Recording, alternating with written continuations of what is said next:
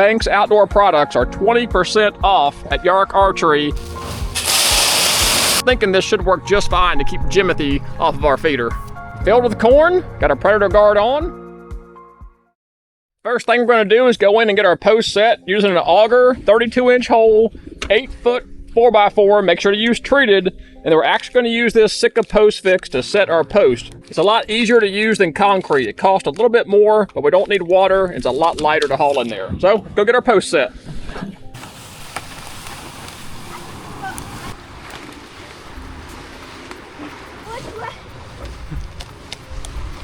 I'm just sick and tired of batteries dying, the timer's going out, the spinner's getting messed up, it's cracked in a bunch of places. So we're getting rid of the tripod feeder and all the mechanized equipment and going with the FeedBank 300.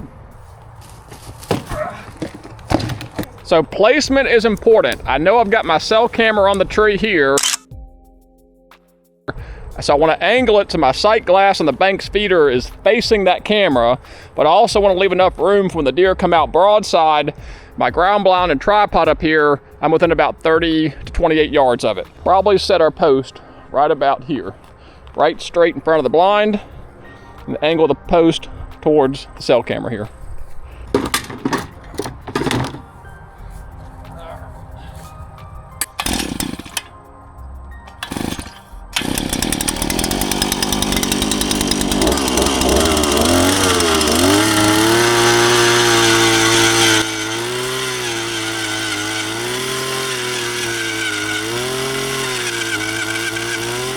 Hit a rock in there, a little Harbor Freight. Didn't like the rock.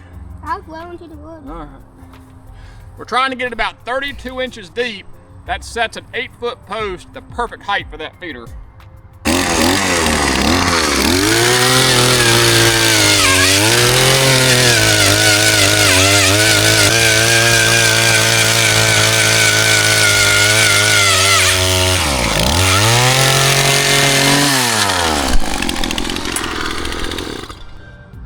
Closer to 30, but that's the deepest we can get it, so that's gonna have to be good enough.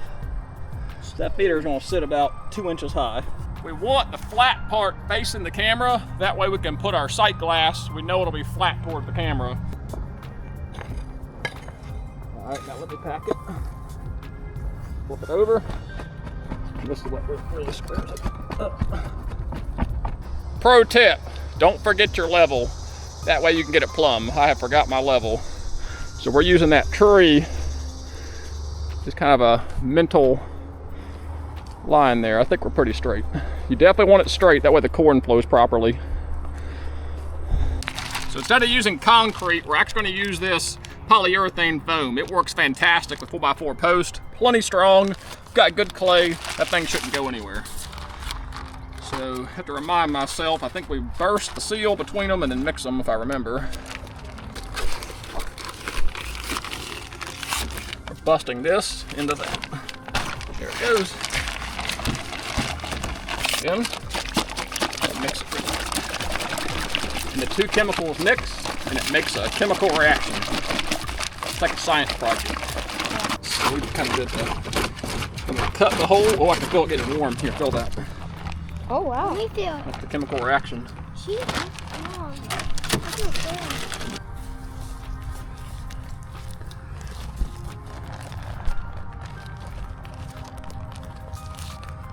Yeah, it'll expand, harden like concrete. That is a nasty chemical reaction.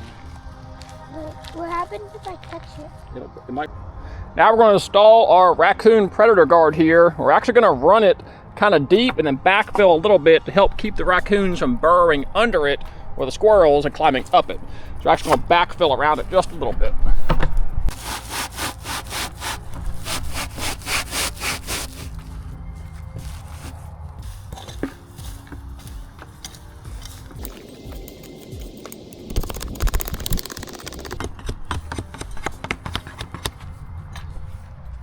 Now for the fun part. Time to install the FeedBank 300. I actually installed a sight glass here. That's one thing on these feeders when it sits a little taller, you have a little bit of a hard time seeing inside of it. So this is kind of a DIY hack you can do.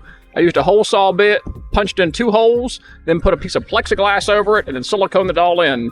I cannot take credit for this idea. Josh at YARAK Archery in Pittsburgh gave me this idea. He said it's an easy DIY mod you can do to these Banks feeders. That way from your cell camera, you can see how much corn is left in the feeder. And speaking of YARAK Archery, that is where I got this feeder from. And through the end of August, all Banks outdoor products, whether it's the 125, the 300, 600, all in stock, Banks outdoor products are 20% off at YARAK Archery in Pittsburgh, North Carolina through the end of August. So check them out. 20% off these Feedbank 300s is cheaper than you're going to find online anywhere. Trust me, I did my research before telling you that. So you can get this Feedbank 300 for $320. These things are light enough just to throw on your shoulder, hold in. When you get it new in the box, all you have to do to attach these feed tubes here, it's provided wing nuts here. You just tighten the wing nuts, hand fits right in there easily. Tighten the wing nuts in for each one of the 4 tubes here. And then all you do is slide it over the 4x4. Doesn't get any easier than that. The sight glass towards the camera should just slide right on. There we go. Hudson, where'd your brother go? I don't know. Ah! I think that extra 2 inches of height is showing up here. It's all right, the Predator Guard doesn't go all the way to the top. That's perfectly fine. The goal is they can't climb it at all. But I would like it, I think, to be about 2 to 3 inches lower. But a mature deer's head height is gonna be right about here. So I think this is fine.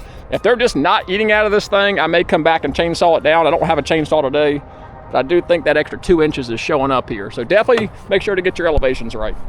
And I've got the sight glass peepholes here, facing directly at the cell cam, so I'll know when this thing's starting to get low, and certainly once it gets empty. I'm only doing 200 pounds today, just to make sure they like it. It might take them a little bit to get used to it. So once we know the deer are happy, I'll go ahead and top it all the way off. No problem at all.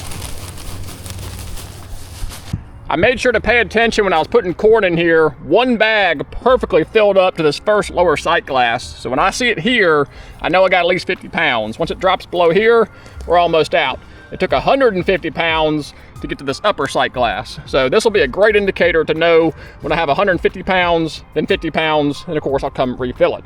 As deer are eating, sticking their nose in here, corn is going to fall on the ground. So even if some of the deer are skeptical about sticking their nose in here, there will be some corn on the ground for them. Hopefully that's what the coons will eat. The little bit knocks on the ground, and won't have a problem with them climbing. But we're gonna know really quickly if this Predator Guard works because we've got a cell cam on it.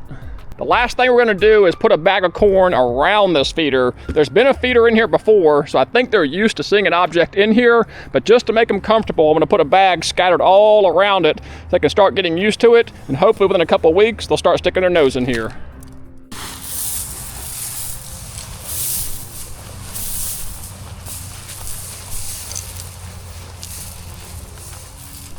The way this Predator Guard works is the larger diameter prevents a raccoon from being able to hug it, and it's very slick. There's a real slick coating on here. Same with squirrels, they just can't get a grip on it. I'm a little concerned a squirrel can jump and land up here on the post and then crawl up, so I'll have to keep tabs on that. But I'm thinking this should work just fine to keep Jimothy off of our feeder. So there we have it, filled with corn, got our Predator Guard on. We're gonna keep an eye on it to see if we need to lower it a few inches or not. The cell camera will tell us that in no time. Once again, a reminder, now through the end of August 2026, all Banks outdoor products that are in stock at YARAK Archery in Pittsburgh are on sale for 20% off. Use code YELLOWLAB or tell them Thomas sent you. As always, I appreciate you guys watching. Until the next video. God bless. Take care. Keep that rolled up so we don't lose it in the bottom. I come from over here. Then pour it in our hole. Just hold it right there. Don't hold it straight. I'm gonna come flying into the frame and kicking it. Where'd Tucker go? Oh!